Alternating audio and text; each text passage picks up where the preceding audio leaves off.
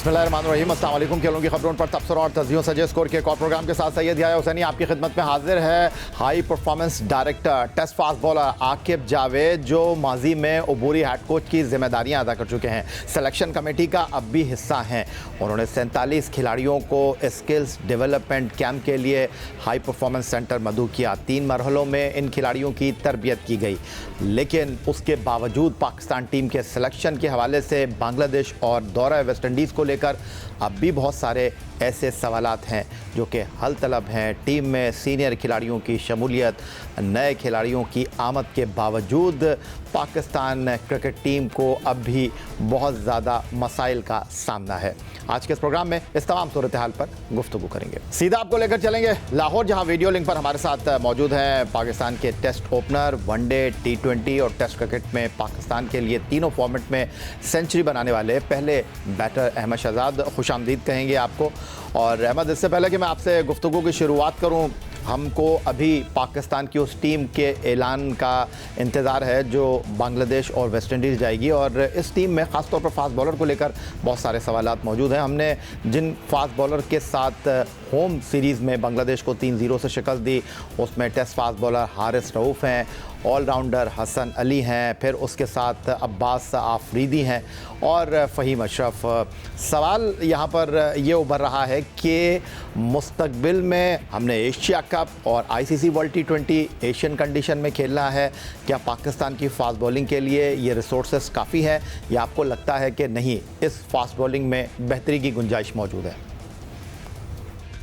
देखिए, अभी बेहतरी की गुंजाइश तो ऑब्वियसली मौजूद है। तो आपकी टीम जो 9वें नंबर पे आ गई है ना, ठीक है, एक आप फॉर्मेट में आप 8वें नंबर पे हैं, एक फॉर्मेट में आप 9वें नंबर पे हैं, एक फॉर्मेट में आप 7वें, तो गैर बेहतरी की गुंजाइश के तो ये सारी चीजें नहीं हुई। और मोर और लेस आप देखें कि बहुत सारा जो बड़े प्लेयर्स है पाकिस्तान के, वो सारे बैटिंग के अंदर भी मौजूद रहे हैं, वो बॉलिंग के अंदर भी मौजूद रहे हैं, लेकिन रिजल्ट्स डिफरेंट नहीं होते। ठीक है, तो जहां तक आप बेहतरी की बात चाह रहे हैं, बिल्कुल बेहतरी की तो अल्लाह करे कि पाकिस्तान के पास अच्छे फास्ट बॉलर्स आए, लेकिन मसला ही यही था कि पाकिस्तान ने पास्ट के अंदर किसी को मौका नहीं दिया, डेवलप नहीं किए, तो जिसकी वजह से आज जो है पाकिस्तान के पास जो है फास्ट बॉलर्स की थोड़ी सी कमी नजर आती है। लेकिन जो आप बात कर रहे हैं हारिस रऊफ की, I think on end of Haris Rauf ने अच्छी बॉलिंग की है। एट टाइम्स वो एक्सपेंसिव रहते हैं, लेकिन ऑन एंड ऑफ उन्होंने बाकियों से जरूर बेहतर बॉलिंग की है। हसन अली ने भी रीसेंट पास के अंदर PSL जो गुजरा है या काउंटी उनके जो स्टिंट्स है, वहां से वापस आए हैं तो बकदरे फिट लग रहे हैं। अब आप टीम के अंदर उनको लेके आए हैं तो आपने कैरी तो नहीं करना, तो आपने मौके तो देने हैं ना, खिलाना है, ताकि पता लगे कि इंटरनेशनल रेडी है कि नहीं है। और जहां तक अब्बास अफरीदी की आप बात कर रहे हैं, अब्बास अफरीदी ने परफॉर्मेंस की है, बड़े बड़े नामों से बेहतर परफॉर्मेंस की है, लेकिन उसके बावजूद भी वो रिसेंट में बाहर हो गए थे। तो आई थिंक ये जो, और फिर नसीम शाह की फॉर्म डामाडोल है। तो आपके जो बड़े बड़े नाम थे उन्होंने परफॉर्मेंसेस नहीं करके दिए हैं, जिसकी वजह से जो है पाकिस्तान 9वें नंबर की टीम है। और अब नए लड़कों को मौके देने का मौका है, ताकि हमें पता लगे कि कौन से ऐसे बॉलर्स पाकिस्तान के अंदर मौजूद हैं जो इंटरनेशनल लेवल पे परफॉर्मेंस कर सकते हैं। वजह फरमाया अहमद शहजाद आपने कि नए लड़कों को मौका देंगे तो कल ये नए लड़के तजुर्बे के साथ टीम पाकिस्तान का बोझ अपने कंधों पर उठा पाएंगे। लेकिन ज़रूरी है कि हम माजी की गलतियों से सीखें। पिछले 5 सालों में हमने सिर्फ चंद खिलाड़ियों के गिर्द अपने आप को रखा, लग रहा है कि ये मामला जो है, ये जमूद जो है वो टूटने को है। अगर हम टेस्ट कैप्टन बाबर आजम और test wicketkeeper Mohammad Rizwan की बात करते हैं, जो क़यादत के मनसब पर मौजूद रहे, अब नहीं हैं, तो सवाल यह है कि वो अपनी टीम की परफॉर्मेंस को लेकर बाहर हुए हैं। लेकिन इसमें सूरत हाल में तीसरा नाम T20 क्रिकेट में पाकिस्तान को 5 मैचों में क़यादत के फ़राइज़ अंजाम देने वाले शाहीन शाह आफरीदी हैं, जिनकी अब भी इस टीम में जगह बनती दिखाई देती है। लेकिन ऑफ द फील्ड कुछ ऐसी सूरत हाल बनती हुई दिखाई दे रही है कि उनका केस रिजवान और बाबर के मुकाबले में मजबूत तो है, लेकिन फौरी उनकी टीम में वापसी आई दे नहीं रही। आप पाकिस्तान क्रिकेट को बहुत करीब से जानते हैं, और जब से आप बतौर तज़कियाकार TV पर जलवा अफरोज़ हुए हैं, तो अंदर की बात भी आप अच्छी तरीके से समझते हैं। जी बिल्कुल, आउट ऑफ द फील्ड भी उनकी चीजें रही हैं। फिर होता यह है कि जब आपकी आउट ऑफ द फील्ड भी चीजें चल रही हों और स्क्रूटनी होने लग जाए फिर चारों तरफ से। एक टाइम था जब ये टीम खेल रही थी तो सारा पाकिस्तान और इन्फ्लुएंसर्स कुछ सीनियर्स को बाहर निकालना था तो इनकी गलतियों पे भी पर्दा डालते रहे और उनको बैक करता गया। और BCD टीम्स के खिलाफ जो इनकी परफॉर्मेंसेस थी बायलैटरल्स के अंदर उनको काफी बढ़ा चढ़ा के दिखाया गया। और जब ICC का इवेंट खेलने जाते थे तो कोई परफॉर्मेंस नहीं थी। तो इसी तरह आप देखें कि काफी चांसेस तमाम प्लेयर्स को मिले हैं, चाहे वो बाबर आजम है T20 के अंदर, चाहे वो रिजवान है, इनफैक्ट चाहे वो शाहीन शाह अफरीदी हैं, उनको भी भरपूर मौके मिले हैं। आउट ऑफ द फील्ड चीजें कब नजर आती हैं? ये पहले क्यों नहीं नजर आई? तब नजर आती हैं जब आपकी टीम भी हार रही हो और आपकी परफॉर्मेंस भी कोई ना हो, तब ये सारी चीजें हाईलाइट होती हैं।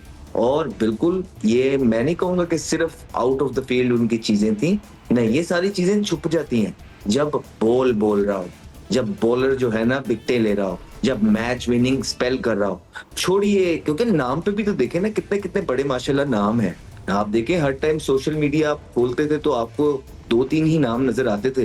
तो वो नाम इसलिए बनाए जाते हैं या बनने चाहिए कि आपका इतना जो दबदबा या आपके पास इतना स्किल हो कि आप छोड़े बाकी की टीम क्या कर रही है क्या नहीं कर रही, आप अकेले मैच जितवा दें। लेकिन ऐसा भी नहीं हो पाया। इनफैक्ट परफॉर्मेंसेस, मैं सिर्फ शाहीन अफरीदी की बात नहीं करूंगा, उनके साथ नसीम शाह भी अगर आप देखेंगे, और in fact at times Haris Rauf भी, ठीक है, इनकंसिस्टेंट रहे। और ये तीनों जो है खेलते रहे। और पाकिस्तान को आप देखें कि मुझे तो बाकी सारी चीजें छोड़ दें, जो थोड़ा बहुत याद पड़ता है कि हम ये वाला वर्ल्ड कप नहीं, इससे पिछला जो ICC का इवेंट खेलने जा रहे थे और आयरलैंड के खिलाफ हमारे मैचेस हो रहे थे, इंग्लैंड और आयरलैंड के खिलाफ। वहां आयरलैंड भी 20 ओवरों के मैच में, जहां हमारी ये सारी जो आप बात कर रहे हैं कि मेन बॉलर्स, उनको 190, 180, 185 स्कोर होते रहे। और उसके बाद कितने इस तरह के मैच हैं कि पहले वहीं पे इंग्लैंड ने आपको 6 ओवरों में 85 स्कोर लगाया। तो वहां कौन बॉलर्स खेल रहे थे? तो ऐसी बात नहीं है कि सिर्फ आउट ऑफ द फील्ड वजूहात नहीं है, परफॉर्मेंस वजह है। दरवाजे सबके लिए खुले होने चाहिए, लेकिन एक क्राइटेरिया जरूर सेट होना चाहिए। क्रिटिसिज्म इसलिए होता है हमेशा पाकिस्तान क्रिकेट बोर्ड पे कि ये कोई क्राइटेरिया नहीं है इनका टीम से निकालने का और टीम में वापस लाने का। जब बाबर आजम को टीम से निकाला गया तो टेस्ट में बगैर किसी परफॉर्मेंस के जब वो आए तो भरपूर क्रिटिसिज्म हुआ कि क्या क्राइटेरिया है पाकिस्तान की क्रिकेट टीम का, जब किसी को निकालते हैं तो दोबारा सिलेक्ट करने का क्या क्राइटेरिया है। यही क्राइटेरिया जो है, जब हमें अंदर से पता लगा कि उन्होंने कहा नहीं ठीक है अब ऐसा नहीं होगा, हम एक क्राइटेरिया बनाएंगे, अब हम एक नई शिफ्ट की तरफ चले हैं। और देखने में यही मिल रहा है हमें पाकिस्तान की आवाम की तरफ से और मीडिया की तरफ से कि पूरा मीडिया और अवाम PCB को इस जो इकदाम इन्होंने यंगस्टर्स के साथ जाने के लिए उनको बैक किया जा रहा है। तो अब अगर आप कहते हैं कि किसी भी प्लेयर को वापस टीम के अंदर आना है तो परफॉर्मेंस करके आना है, ठीक है। बॉलिंग के साथ क्या परफॉर्मेंस है मैं ये जरूर देखना चाहूंगा किसी को भी, या बैटिंग के साथ आप बाबर आजम को भी वापस लाएं, आप रिजवान को भी वापस लाएं, आप सबको वापस लाएं। लेकिन जब ये लोग टॉप करें, जब डोमेस्टिक का चक्कर लगाएं, एक बैटिंग में टॉप कर रहा है, ना सिर्फ टॉप कर रहा है, वो वजूहात पूरी कर रहा है जिस वजूहात से इन तमाम प्लेयर्स को निकाला गया है, वो ये है कि जारहाना क्रिकेट। इसी तरह शाहीन को मैं इससे डिसएग्री करूंगा कि सिर्फ आउट ऑफ द फील्ड जो उनके मसले हैं वो भी बिल्कुल हैं, वो तब बने जब उनका बॉल खामोश हुआ। तो उनको पहले वो बॉल और रिदम और फॉर्म वापस आनी है। अगर इस तरह ही वो वापस आएंगे और हम ये कहेंगे कि वो जरूरत है पाकिस्तान क्रिकेट टीम की, तो वो तो पिछले 4-6 इवेंट में शामिल थे, ऐसा कोई डिफरेंस तो क्रिएट नहीं कर सके। तो इसीलिए उनके अपने करियर के लिए, ये मुझे लगता है, शायद उनको कुछ और लगता हो, उनके अपने करियर के लिए बहुत इंपॉर्टेंट है कि वो स्किल वापस लेके आए, वो लंबी लंबी बॉलिंग 4-डे क्रिकेट में करें, वो जो अंदर आता था वो दोबारा वापस लाएं उस पेस के साथ। और उसके लिए एक कोच रख के पहले मेहनत की जाए बॉलिंग पे, और फिर अपना ट्रेनर रख के मेहनत की जाए। और ये चीजें ऐसा नहीं होता कि एक सीरीज से किसी को बाहर निकाल दिया और अगली सीरीज में आप वो चीजें एक्सपेक्ट करेंगे कि जादू की छड़ी आ गई है कि 7 इवेंट में वो नहीं चली अब चलेगी, नहीं। तो ज्यादती है उस प्लेयर के साथ भी जिसको आप यूं करते हैं। और फिर एक बात याद रखिएगा, आप कहते हैं ना कि एशिया कप में फलाने को टिमकाने को ले आए, नहीं, वो कमबैक करेंगे। इनफैक्ट उन पे उल्टा प्रेशर होगा एशिया कप के अंदर। सो बेहतर ये है कि आप उनको भी थोड़ी सी स्पेस दी जाए ताकि वो अपनी अभी बड़ा अच्छा उनका एक एज अ कैप्टन जो है आई वुड से बड़ा अच्छा स्टेंट गया लाहौर कलंदर की तरफ से। अब उसको वो थोड़ा एंजॉय करके मेंटली रिलैक्स करके अपनी मेहनत करें। और जिस टाइम परफॉर्मेंसेस बोलने लग जाएंगी उनकी कि हाँ इनकी ये रिदम वापस आ गया और परफॉर्मेंसेस वही पहले ओवर के अंदर 2-2 आउट करने लग गए हैं, एटलीस्ट डोमेस्टिक के अंदर तो आप एक्सपेक्ट करते हैं ना कि वहां पे प्लेयर का कैलिबर उस तरह नहीं है, स्पेशली पाकिस्तान की डोमेस्टिक के अंदर। तो 2-2 आउट करें, 3-3 आउट करें, टोटल मैच में 5-5, 6-6 आउट करें। ये कॉन्फिडेंस लेके जब पाकिस्तान की क्रिकेट टीम के अंदर शाहीन शाह या कोई भी और बॉलर या बैट्समैन आएगा तो वो पाकिस्तान को फायदा पहुंचा सकेगा। अदरवाइज अगर आप इसी तरह करेंगे कि किसी को निकाल के बगैर किसी परफॉर्मेंस के जब ले आएंगे, वो प्लेयर के साथ भी ज्यादती है, मुल्क के साथ भी ज्यादती है, और फिर ये ना पूछा करेंगे क्रिटिसिज्म क्यों हो रहा है।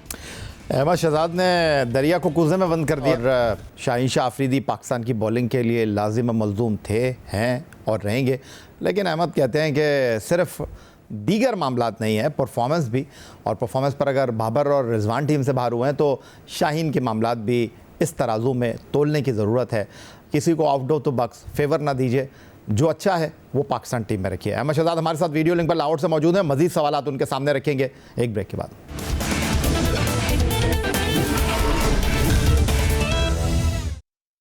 पाकिस्तान ने भारत की खुशफहमी को मई में होने वाली भारतीय जारियत का बेहतर अंदाज में, शानदार अंदाज में जवाब देकर उनकी खुशफहमी को ख़त्म किया। भारतीय मीडिया ये प्रोपेगेंडा कर रहा था कि एशिया कप नहीं होगा, आईसीसी वर्ल्ड T20 में भारत की टीम पाकिस्तान से मुकाबला नहीं करेगी। लेकिन अब भारतीय मीडिया ये खबरें दे रहा है कि एशिया कप क्रिकेट टूर्नामेंट सितंबर 2025 में होगा। भारत मेज़बान है लेकिन टूर्नामेंट यूएई में मुनक्किद होगा। 6 टीमें शिरकत करेंगी, 3-3 टीमों के 2 ग्रुप होंगे सुपर 4 मरहले में, और एक ही ग्रुप में पाकिस्तान और भारत होने की वजह से टूर्नामेंट में 2 यकीनी मैच खेलेंगे।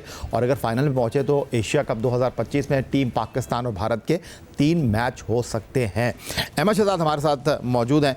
अहमद, एक बार फिर बर्फ़ पिघल रही है, एक बार फिर क्रिकेट डिप्लोमेसी। अगर सितंबर में एशिया कप होता है यूएई में तो 2 यकीनी मैच, फाइनल में पहुंचे तो 3 मैच हो जाएंगे।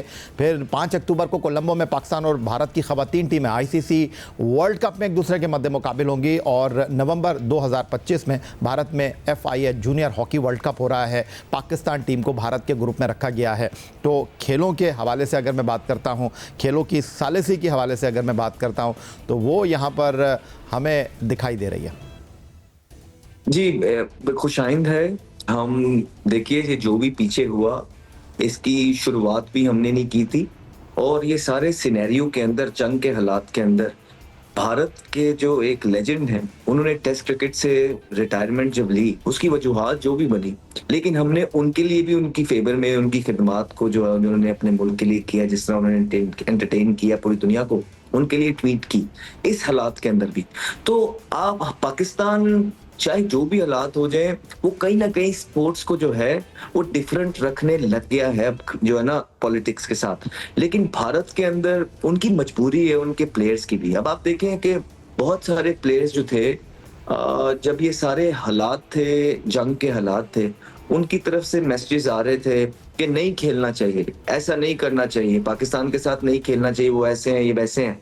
अब आप देखें लेजेंड लीग हो रही है, वही लोग जो वहां बैठ के बयानबाजी कर रहे थे, वो लेजेंड लीग खेल रहे हैं पाकिस्तान क्रिकेट की टीम के साथ, अभी खेलेंगे, इंग्लैंड में शायद गालिबन मौजूद हैं। तो ये सारी बातें हैं, अवाम उनकी मजबूरी है। अगर वो इस तरह की बातें नहीं करेंगे तो वहाँ की अवाम जो है ये चीजें टॉलरेट नहीं करती। पाकिस्तान की अवाम के अंदर काफी टॉलरेंस मौजूद है, वो इस चीज को दरगुजर करने के लिए तैयार हो जाती है, और हमेशा जो है अमन का पैगाम पाकिस्तानी अवाम ने आगे भिजवाने की कोशिश की है, दोस्ती का हाथ बढ़ाने की कोशिश की है।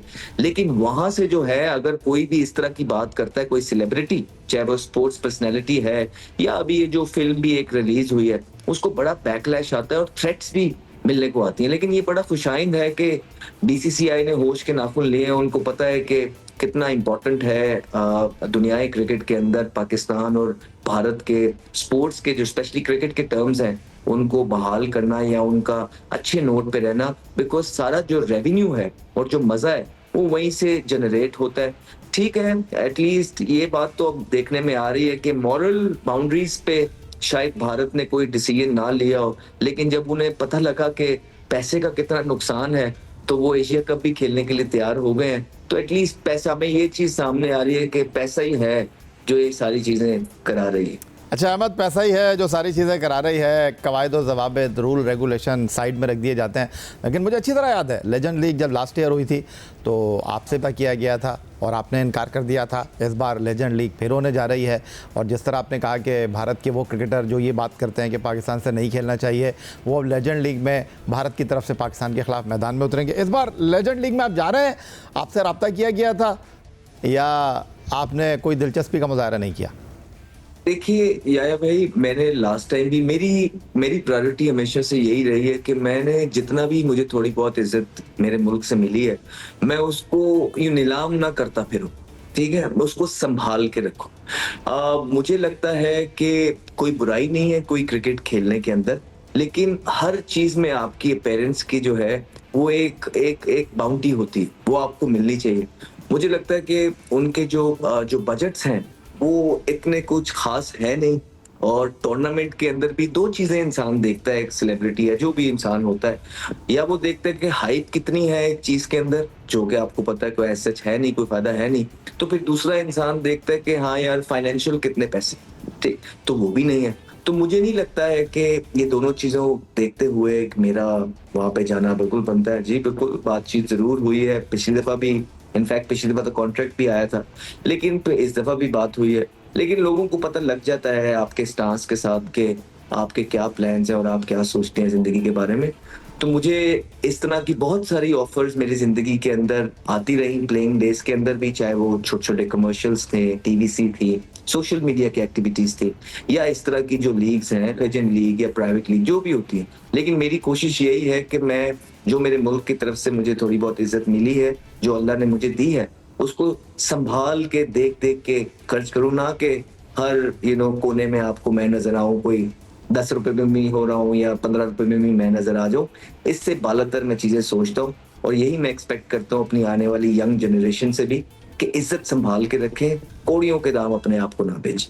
चले अहमद, आपका नुक्ता नज़र लेजेंड लीग के हवाले से, आपकी शिरकत के हवाले से आपने वाज़ेह तौर पर इस हवाले से अपने ख़यालात का इज़हार किया। मुझे ज़रा ये बता दीजिए कि शाहीन शाह अफरीदी की वो मीडिया टीम नहीं है, वो सोशल मीडिया पर उनकी कैंपेन नहीं चलती जो बाकी लोगों की चलती है। तो अब मुझे ये बताइएगा कि जिस तरह इत्तलात आ रही हैं कि फ़िलहाल पाकिस्तान क्रिकेट बोर्ड के थिंक टैंक ने, सिलेक्शन कमेटी ने नए खिलाड़ियों के साथ वाइट बॉल क्रिकेट में जो है अब किस्मत आजमाने का फ़ैसला किया है। लेकिन ये जो एशिया कप है या ICC वर्ल्ड T20 है, बहरहाल बड़ा टूर्नामेंट है, बड़ा मुकाबला है, तो भारत की तरफ से तो रविंद्र जडेजा नहीं होंगे, रोहित शर्मा नहीं होंगे, विराट कोहली नहीं होंगे, उन्होंने बाकायदा रिटायरमेंट का ऐलान कर दिया। आपको लगता है कि हमें अपने साहबजादा फरहान पर, फ़खर जमान पर, साइम अयूब पर, सलमान अली आगा पर और उसके साथ हसन नवाज़ के अहलियत के ऊपर, सलाहियत के ऊपर इन्हिसार करना चाहिए, भरोसा करना चाहिए? अब इनको लेकर आए हैं तो अब इनको लॉन्ग रन देना चाहिए, या अपने जो बाबर आज़म हैं और रिजवान हैं उनको इस बड़े टूर्नामेंट के लिए मौका देना चाहिए? नहीं, कुछ लोग की ये स्टेटमेंट्स आती हैं, वो पॉलिटिकली करेक्ट होके स्टेटमेंट देखते हैं, वो वही जो उनके बड़ों ने शायद जो उनके साथ किया है वो उसी तरह की सोच रखते हैं। मेरा ये मानना नहीं है। मेरा मानना यही होता है हमेशा कि आपको ऐसा नहीं है कि आप स्केपगोट बड़े इवेंट में ढूंढ के और आप अपने जो सीनियर प्लेयर्स जिनकी आप बात कर रहे हैं इनको ला के सारा मलबा दोबारा से उन पे डाल दें। I don't think this is a right way. एक वे यही है कि आपने उनकी परफॉर्मेंस नहीं थी, आपने उनको बहुत लंबा खिला दिया। अब आपने उनको अगर बाहर किया है तो आपने उनकी तजलील नहीं कर, आपने उनको रुसवा नहीं करना है, आपने उनका ख्याल रखना है, आपने उनकी हेल्प करनी है, आपने उनको उनके जरिए डोमेस्टिक के प्लेयर्स की हेल्प करानी है, उन प्लेयर्स को ग्रूम करवाना है। इन लोगों को डोमेस्टिक के अंदर होना चाहिए। ये लोग डोमेस्टिक का हर टूर्नामेंट खेल रहे हो, ड्रेसिंग रूम शेयर कर रहे हो, इनके ऊपर ये जिम्मेदारी दी जानी चाहिए कि आप पे बहुत इन्वेस्टमेंट है पाकिस्तान क्रिकेट टीम की, करोड़ों अरबों रुपया आपने कमाया है लेकिन आउटकम नहीं दी है। एटलीस्ट आप हमारे लिए अभी इतना तो कर सकते हैं कि जो आने वाली जनरेशन है उनको राइटियस वे में गाइडेंस दें। तो जब वो इस तरह दिल लगा रहे होंगे, इस तरह अपनी भी परफॉर्मेंस आएगी, और जब उनकी परफॉर्मेंस इस काबिल हो जाएगी कि उनको पाकिस्तान की तरफ से खेलना चाहिए तो वो जरूर खेलें, ना कि सिर्फ स्केपगोट बनाने के लिए इन प्लेयर्स को बड़े इवेंट में लेके आके सारा मलबा फिर उन पे डाल दिया जाए। एक चीज ठीक करने के लिए आप दूसरी चीज भी खराब नहीं कर देते, ऐसा नहीं। अब ये जो यंग खिलाड़ी हैं ये इन्होंने 8-8 साल अपना इंतजार किया परफॉर्मेंसेस करके। अगर अल्लाह अल्लाह करके आपके शो के तवज्जुह से इतने प्रेशर अगर इन पे पड़े हैं और पूरे पाकिस्तान ने आवाज उठाई है कि पाकिस्तान की क्रिकेट को तब्दीली की जरूरत है, तो अब इनको आपने लेके चलना है। हमने आपको पहले भी बोला था कि अगर आपने 5 से 7 इवेंट मोरलेस इन सारे 6-8 प्लेयर्स को दिए हैं, तो एटलीस्ट 2 इवेंट तो इनको दे के देखें, चेक तो करें कि ये कितने पानी के अंदर हैं और क्या आपके पास मतलब घूम फिर के आप उन्हीं प्लेयर्स को अगर लेके आएंगे तो आप क्या एक्सपेक्ट कर रहे हैं कि वो आपके लिए क्या करेंगे जो वो पहले 7 इवेंट्स में नहीं कर सके। खुद ही तो आप बोल रहे हैं, आप बोलते हैं कि डिसिप्लिन के मसले हैं, आप बोलते हैं कि कप्तानियों के नशे हैं, आप बोलते रहे कि ग्रुप बंदी है, तो आप चाहते हैं कि दोबारा से ये टीम पाकिस्तान टीम में यही चीजें स्टार्ट हो जाए और हमारे जो यंगस्टर्स हैं जिन्होंने पाकिस्तान का झंडा आगे कैरी करना है वो भी यही चीजें सीख के टीम के अंदर ये चीजें करने लग जाए। नहीं, आप चाहते हैं कि जिनसे परफॉर्मेंस नहीं हुई है वो बाहर रहें और एक फ्रेश मैनेजमेंट जो अब आई है, फ्रेश मैनेजमेंट के साथ, ठीक है, हेसन के साथ ये यंग लॉट को जो है ना आगे लेके जाया जाए। बहुत शुक्रिया अहमद शहजाद आपका हमें वक्त देने के लिए, पाकिस्तान क्रिकेट पर खुलकर ख्याल करने के लिए। टेस्ट ओपनर अहमद शहजाद की गुफ्तगू आपने सुनी और यही आज का हमारा ये प्रोग्राम था। एक्स अकाउंट पर आप हमें फॉलो कर सकते हैं, ईमेल कर सकते हैं, अपनी राय से आगाह कर सकते हैं score@geo.tv पर। इस दुआ, इस उम्मीद, इस तवक्को के साथ कि पाकिस्तान में खेल और खिलाड़ी तरक्की करते रहें। सैयद याहिया हुसैनी को स्कोर की पूरी टीम के साथ अगले प्रोग्राम तक के लिए इजाज़त दीजिए। अल्लाह हाफ़िज़।